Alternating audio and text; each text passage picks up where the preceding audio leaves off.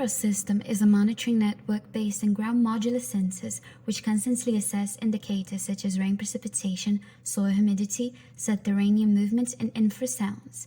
In case the system detects uncommon data, it autonomously prompts protocols for the contingency of the threat in question, while simultaneously alerting both the local population and competent authorities, allowing a quick evacuation of the area.